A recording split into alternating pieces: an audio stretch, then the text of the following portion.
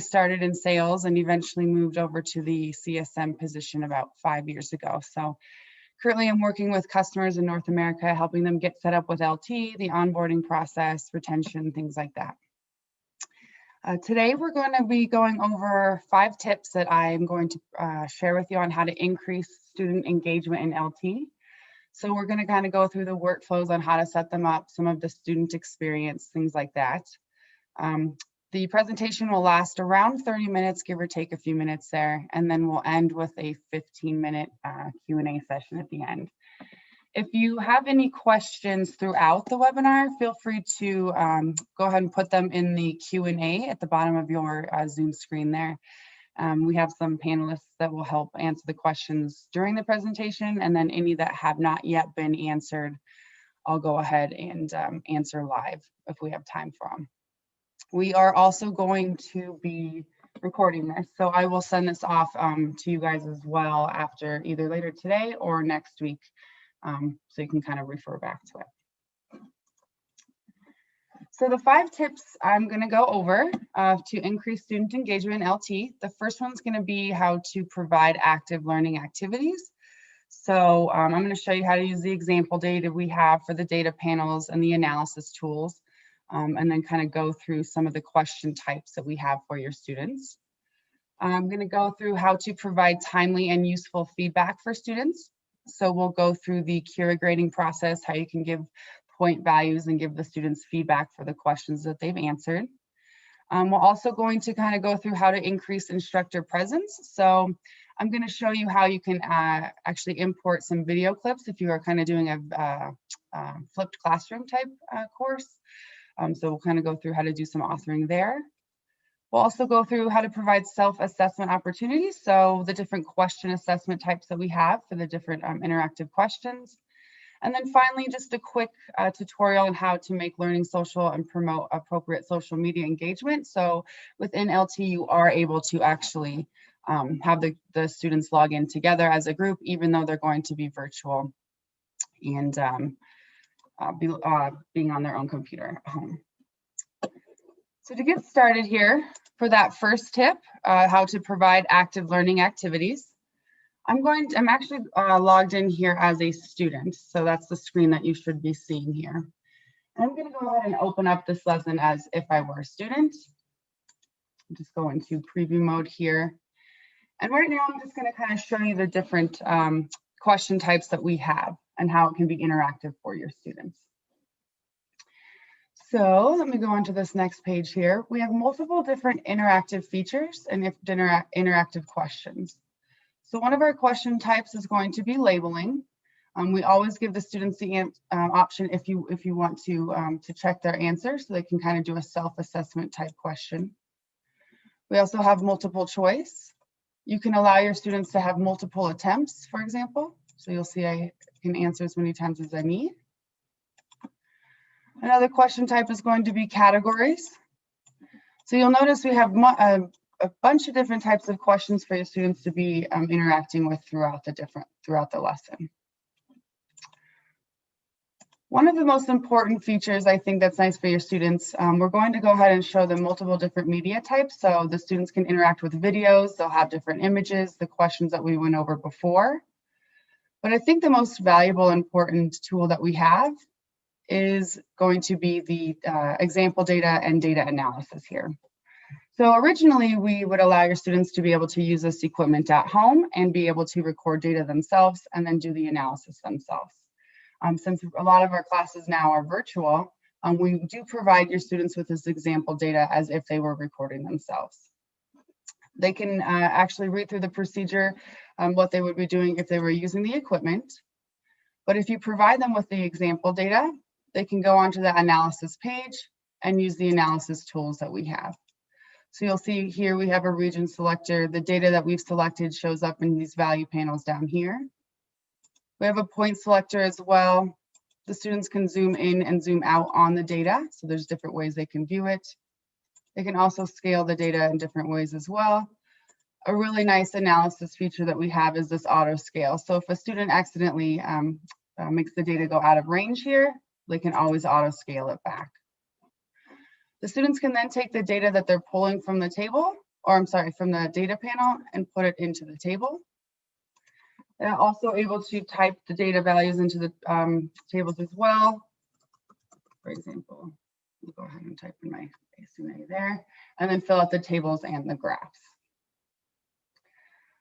So kind of a brief overview of what we went through. The students, in order to make it a really active learning activity, they can go through those different question types, interact with the data, and do the data analysis. I'm going to go back to the home page here, and let's see if my internet will pop up. And I want to show you how you can make this example data available for your students. So I'm in my course here, and I'm under the admin view. So I'm going to go down here to settings at the very bottom. I'm going to scroll all the way down to example data settings. And you're going to want to make sure this is on by default if your classes are all going to be virtual. That way, when the students show up to that data panel, to do the analysis, that example data will show up.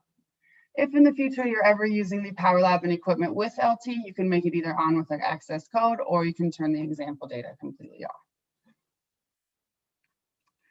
Our next tip was how to provide timely and useful feedback for students. So in order to show you a way how to do this in LT, I'm going to go into my own individual course here that I created. I'm going to go to student work.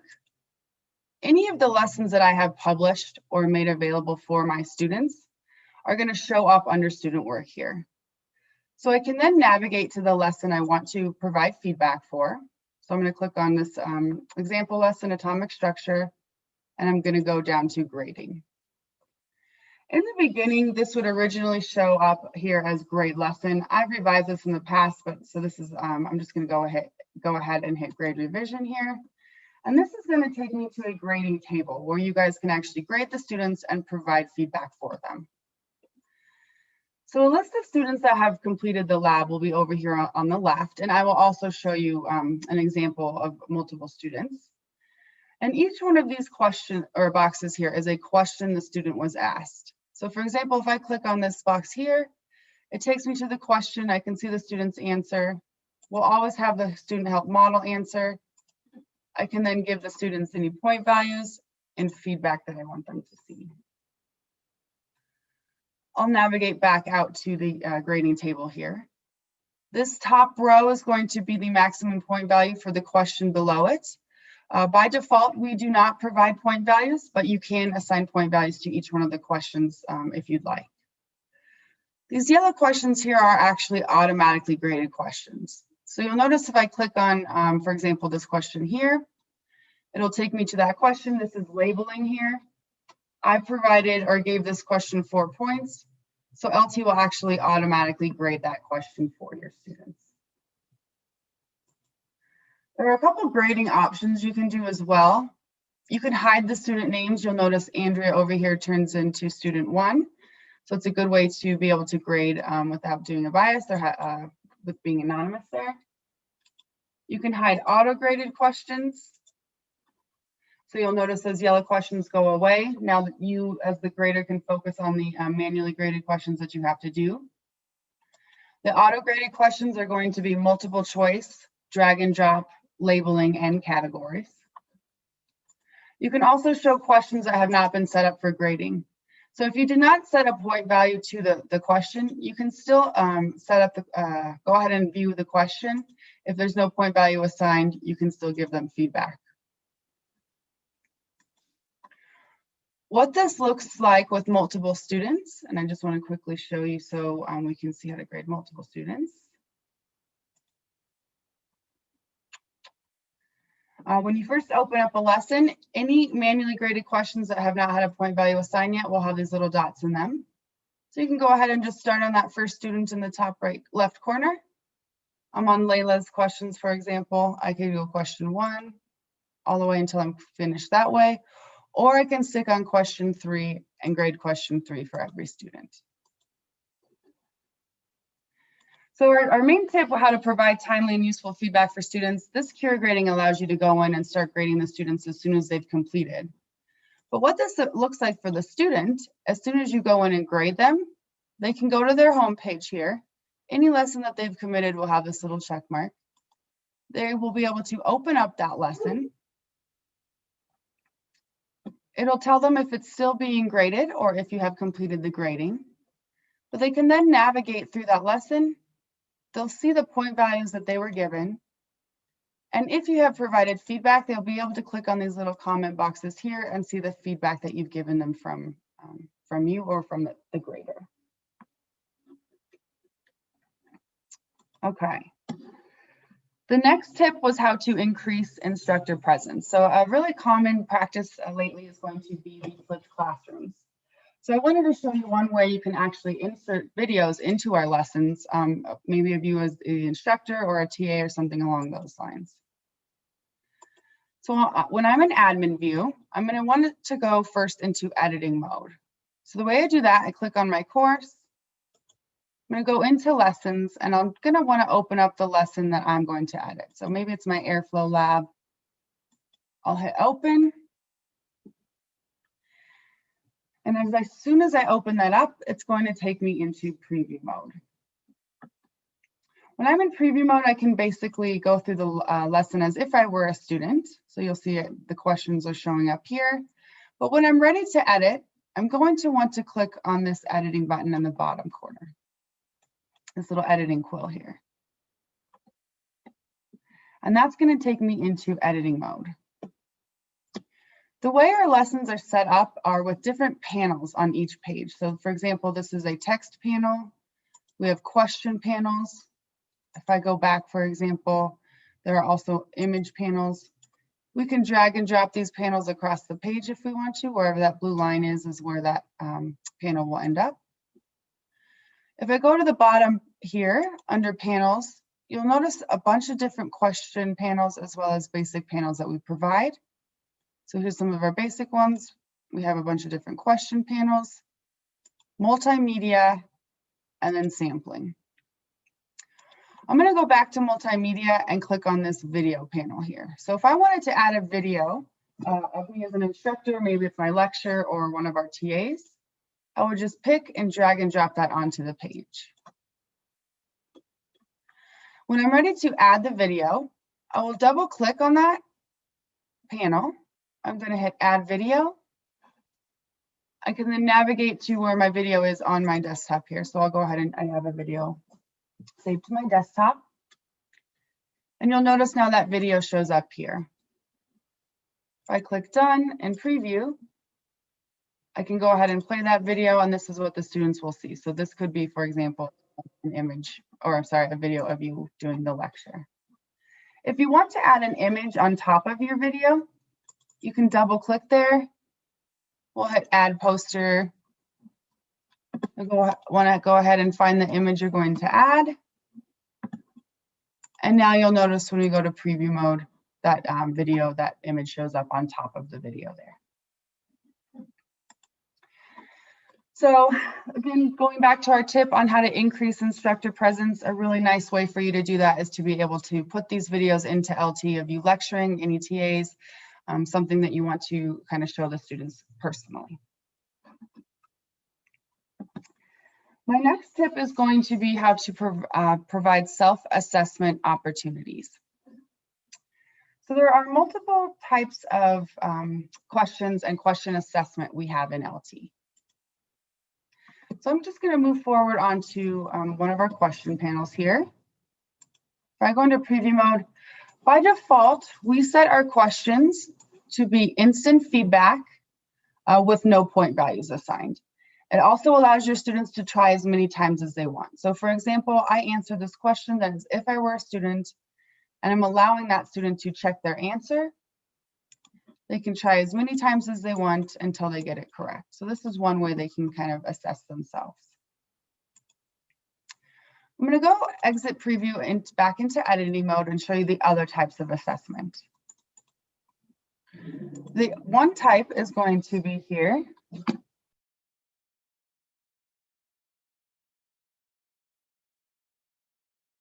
Oh, sorry about that. The one type is actually going to be no assessment. So you'll notice edit answer went away there. If there's no assessment, There's basically no right or wrong answer. So this might be a question asking the students what were some topics they struggled with throughout the lesson, or something along those lines, where the students aren't necessarily going to be right or wrong. The next is going to be instant feedback. Instant feedback is what we just saw previously. So the students can answer however many times they want and be able to check their answer. So they get that instant feedback. The third, or excuse me, let me go back here. With instant feedback, you can actually edit and make it so they can only try one attempt. So now you'll notice they can assess themselves, get that feedback, but I have to actually go in and commit my answer. So I get that feedback from if I'm right or wrong. However, now it's grayed out and I can't answer it again. The third type is going to be graded. So with graded, there's actually not going to be any feedback for the students until the grader goes in and gives them a grade. So you'll notice now, I'm sorry, let me go back here. Before I show you in preview mode, I can actually edit this answer and change the point value if I want to change the amount of points it's worth. Okay, done. Now when I go into preview as a student, I can answer, but you'll notice that check answer button is no longer there. The students are not going to get the feedback until the grader goes in and grades them. The fourth type of assessment is going to be instant and graded. With instant and graded, this is almost like instant feedback and graded kind of combined. So you'll notice we still have those point values assigned there. If I edit answer, I can again go back in and change point values if I want to. And then I can also allow multiple attempts or just one. So if I click OK and done, I can then go into preview, answer the question. I get that instant feedback showing up here again. And now I also have a point value assigned. Finally, under that instant and graded, you can also uncheck multiple attempts. So now if I go hit OK here and done, the students can check their answer. However, now they must commit it. They'll get that feedback whether they're right or wrong, but now it's grayed out, so they can't necessarily go in and try it again. So those are the four types of question assessment. And what we were going back for that tip was going to be how to provide the self-assessment opportunities for your students. You can do this for any of the question types. So whether it's a manually graded question or automatically graded question, you can change the different type of a question assessment as well. My last tip was how to make learning social and promote appropriate social media engagement. So I'm actually going to log out onto our home page here. And this is kind of a quick tip. It is a little bit difficult to show, but I do want to kind of explain it. Within LT and our content, we've provided both individual and group lessons. So our individual lessons consist of the pre-lab or some of the previous tutorials. And then we have group lessons, which were originally made to be worked on together when they're actually doing recording in the lab. Since most of our classes right now are virtual, we do allow your students to be able to log in as a group, even though they're going to be on different desktops. So they're going to want to use this group login tab here. You're going to want to assign a group of students, provide them with a Zoom link, and then assign a group leader. The group leader is going to go ahead, they're going to all open up Zoom. The group leader can then share their screen, and they will then be the first one to put in their credentials here and add to group. The group leader is going to then want to share the remote control with the next student so they can put in their email and password, add themselves to the group. Oh, I put in my same one there. Anyway, the students would add in their own email and password, add themselves to the group. They would share with the next student until all of the group members are then added in. They can then log in together as a group. Any lessons that have been made to be worked on as a group will show up so the students can actually go in and answer the questions together, kind of discuss the lesson and go through that way. So again, my 5 tips right now on how to increase the student engagement in LT is going to be how to provide active learning activities. So those are the different question types, the data analysis, and how to set up that example data. Tip 2 was providing timely and useful feedback for students. So we went through that grading table, how you can assign point values, as well as give feedback to the students. Third tip was increasing instructor presence. So we talked about one way you could do this is putting in videos of you lectures or any other videos the TAs want to share. The fourth tip was providing self-assessment opportunities. So we went through the 4 different types of question assessment, which was the no assessment, instant feedback, graded, and then instant and graded. And then the 5th tip was how to make learning social and promote appropriate media engagement. So that was how we discussed how the students can actually log in together as a group, even though they're going to be virtual and on their own desktops. What's really nice about LT is it's completely customizable so that you can do many different ways on how to go through or go about these tips. But these were the top 5 that I wanted to share with you guys today. So we are a little bit early. Usually this is about a half an hour. So if there's any questions, I'll go ahead and look in the Q&A now. I'm sure our panelists were able to kind of keep up with it, but it looks like there aren't any open questions as of yet. I'll go ahead and go through some of our frequently asked common questions here on other workflows that that you'll want to go through when setting up your courses here. So one thing that's going to be important when setting up your course is going to be publishing your lessons. So all of your content in your course is going to be housed under lessons and modules. You import the content from our website from this import LT content button here. All of our collections will be listed over there on the left. And then you can pick and choose the modules that you want on the right there. So as soon as you import whatever lessons you decide to do, they're going to show up over here under lessons and modules. The way our content is created is there are multiple lessons within an individual module. So if I click on modules, for example, I have an airflow module here with 4 lessons within it. And I see there's a couple questions in the Q&A. So as soon as I go through this publishing here, I'll go ahead and address those. When I'm ready to customize and publish my module, I want to go ahead to modules. I'll pick the module I want to publish. Before publishing, I can actually edit this module. So I can take lessons out if I want to. I can add lessons back in.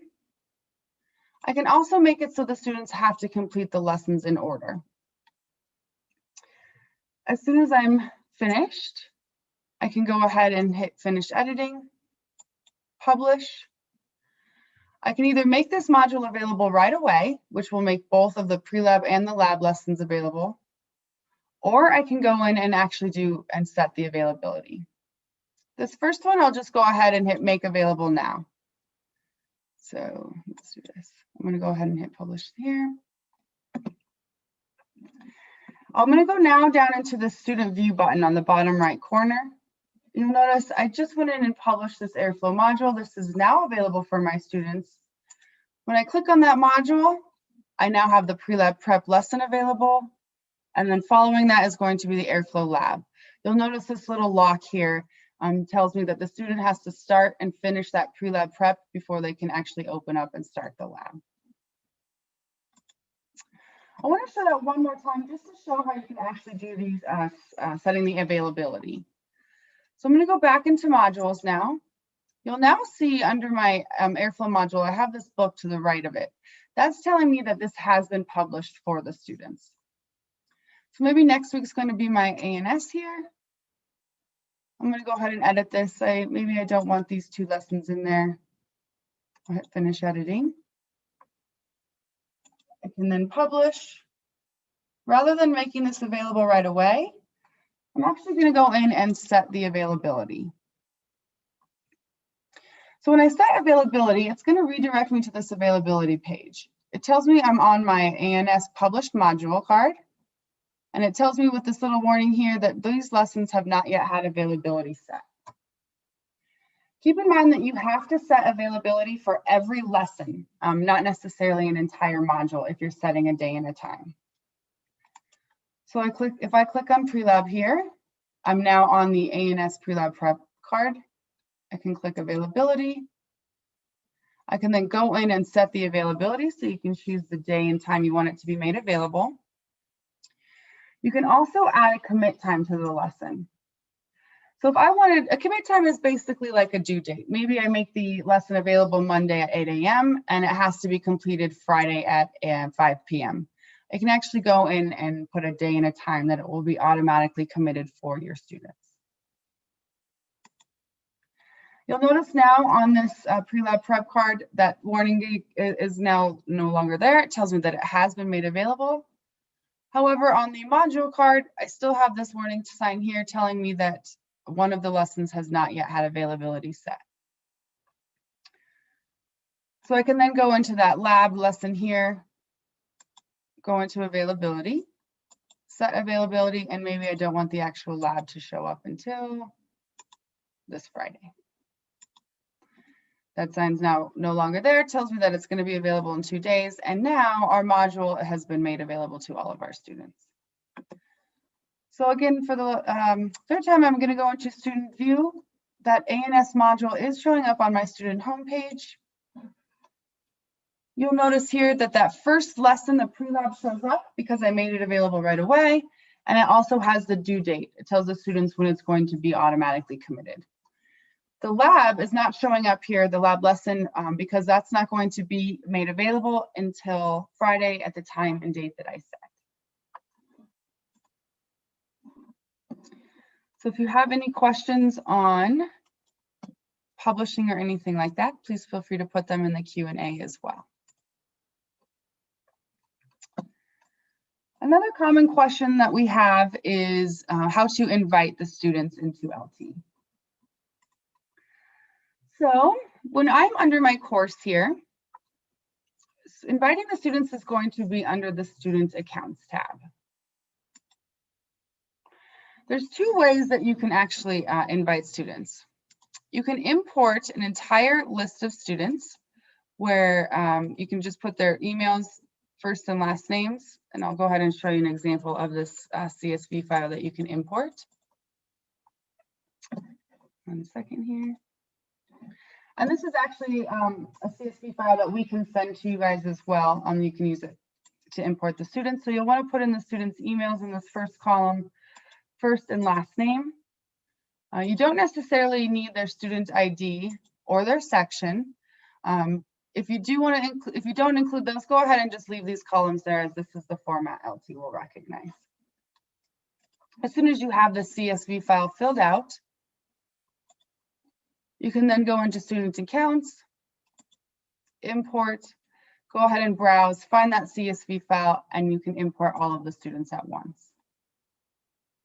Once you do this, it's going to look similar to, I'm under Student Accounts here, all of your students will then be listed over here. When you first import them, it's going to ask them if you want, or it's going to ask you if you want to automatically invite the students. So at the time when you're importing them, you can also invite them immediately. That will send your students an invitation from LT, asking them to accept that invitation, where they can then accept it. They'll be redirected to the login page where they can create their password and use their email as their username. If you choose to not invite them right away after importing, you can then go back to Student Accounts, select all of those students, go to this cogwheel drop-down menu here, and send the invites all at once. You may get a couple students saying they never got the invitation. If that's the case, go ahead and go again under Student Accounts. You can actually filter out who is active or pending. Active means they have accepted the invitation and created their account. Pending means they have not yet accepted the invitation. So you can actually filter out to pending, find the student that has not yet created their account, and all you have to do is resend their invitation. This is nice because you don't have to actually go in and re-enter all of their information. If a student drops the class maybe after you've imported them, you'll just want to find that student. You can go ahead and delete them. If a student adds at a later date, you can use this drop-down menu here and actually invite an individual student. So you'll just want to put in their email. Again, you don't need their student ID, first, last name. If there is a section, you can put them in their section and then add. I do like to suggest letting your students know if they or when they get that invitation to make sure and accept their own invite. We've had a couple students maybe accidentally delete it or not get it. First, have them check their spam or junk folder, but make sure that they're accepting their own invitation because that's going to be associated with their email and therefore their grades and their work. Okay. I'm going to go back into student work here. We briefly went over how to go through the grading, the Cura grading, but a nice feature as well for your students to manage their progress is going to be, I'm going to go to atomic structure, student progress, and I can actually see where the students are within the lesson, as well as go in and view their student work. So I can actually filter out where the students are under the lesson I'm looking at here. So I can see who has not yet started. You can actually go in and grab all of those students' emails. Maybe I want to email those students and ask, make sure they have access, ask what's going on, why they haven't started yet. I can also filter out who is in progress or who has committed. If they're in progress or have committed, you can actually go and click on one of those students and go in and view their student work. So basically you're opening up a lesson, their lesson as if as an admin view. This is not where you're going to be grading or giving them feedback, but it does allow you to kind of see the answers to the questions, any data analysis that they're doing.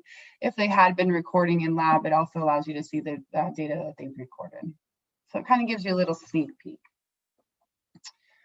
You can also grant an extension as well as reset the progress for your students. So granting an extension will basically open up that lesson for them. If they've already committed, all of their previous work will still be there, but they can go in and change any of the answers, finish the data analysis, anything like that. You can also reset the progress for LT, or for the lesson, excuse me. Resetting the progress for that lesson is going to get rid of all of their previous work, so they will have to start completely over for that lesson. If the progress status is filtered out to all students, you have the option to reset all of the progress for that lesson for all of the students.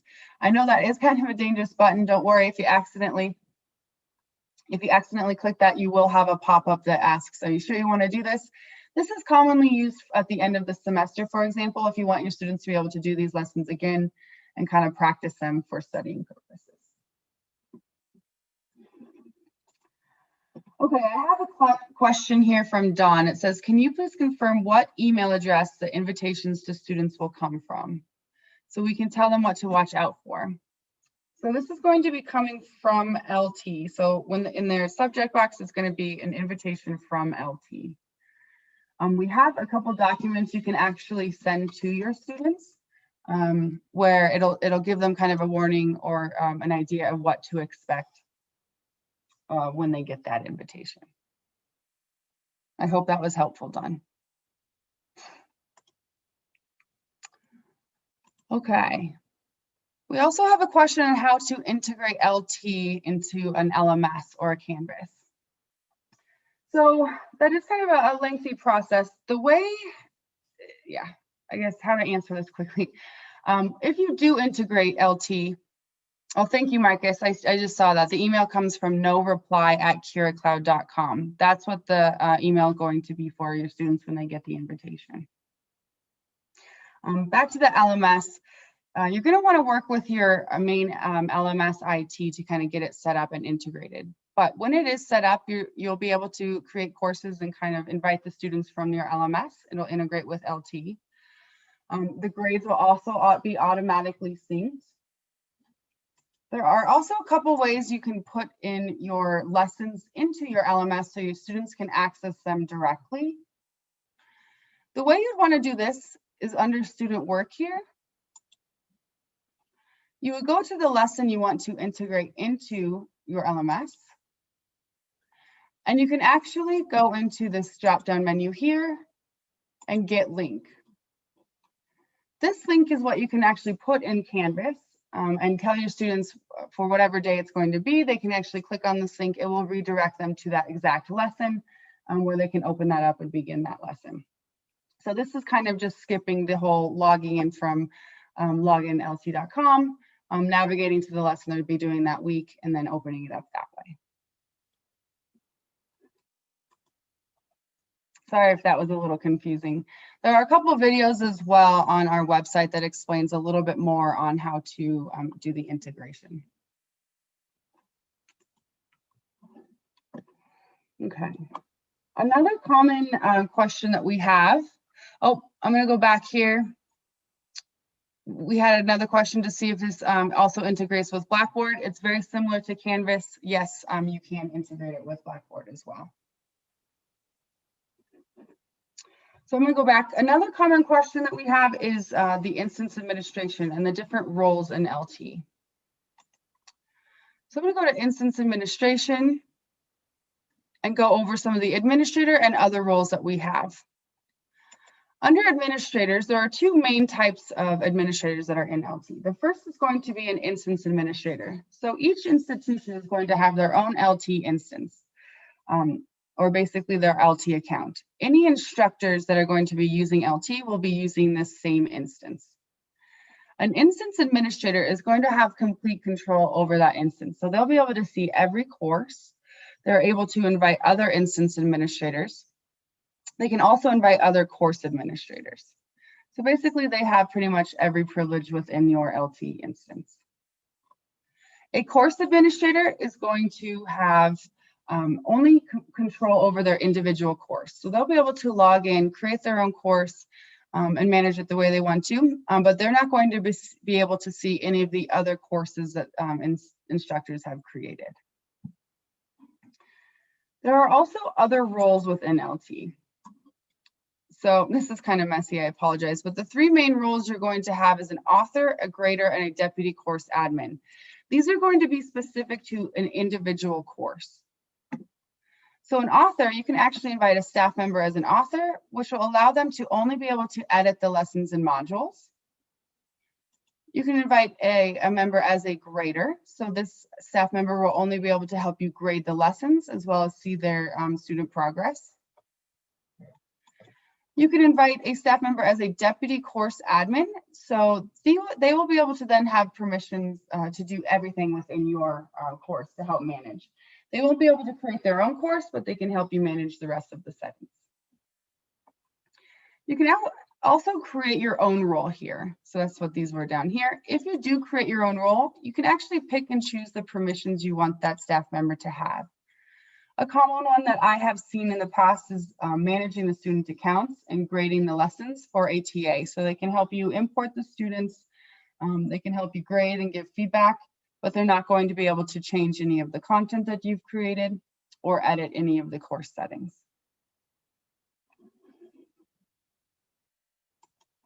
The way you would invite a staff member, so I'm going to go exit the administration here.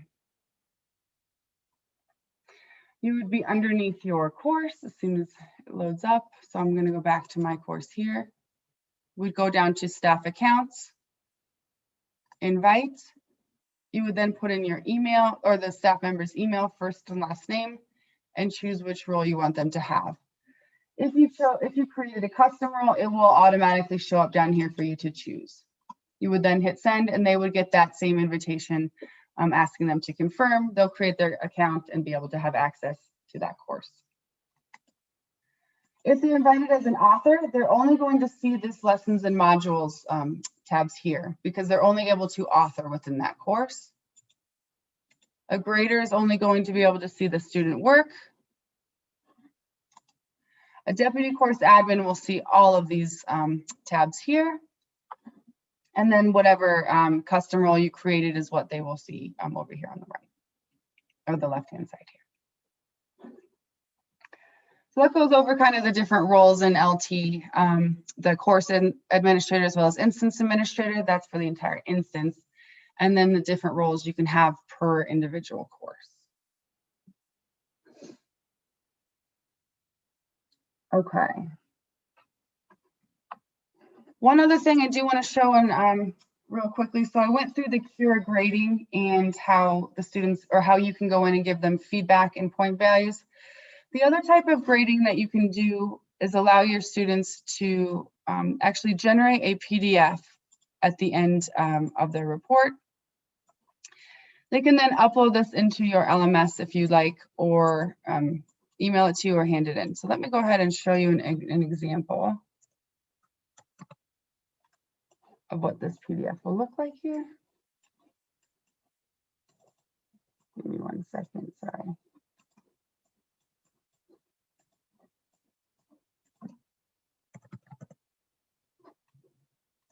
Okay. So at the end of the report, you can allow, or at the end of the lesson, you can allow your students to generate a PDF of their lesson. So this will pull over all of the questions that they had been asked. You can make it so the tables are pulled over, any graphs. You can also make it so a snapshot of the data analysis and data panel is showing up on the report as well. If you want to allow your students to have that PDF report and turn it to you, or maybe upload it into your LMS, under your course, you'll want to go into settings. We'll want to scroll down to lesson report settings. And you'll want to download this, or I'm sorry, you'll want to make sure this check box is here so the students can download a PDF of their report. You can make it, you don't have to choose between one or the other for either the PDF or the CURE grading. CURE grading will always be enabled for you guys. And then you guys have the option if you want your students to be able to download a PDF.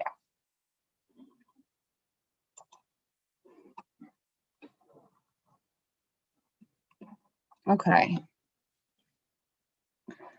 So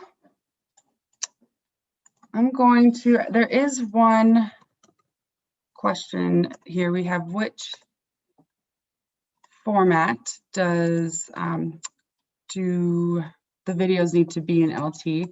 I apologize that I don't know all of the formats. I do know one is going to be an MP4 that they can use. What I can do, however, Marcus, is follow up with you and show, follow up with you and provide you with a list of all of the different formats that are needed or accepted in LT, excuse me.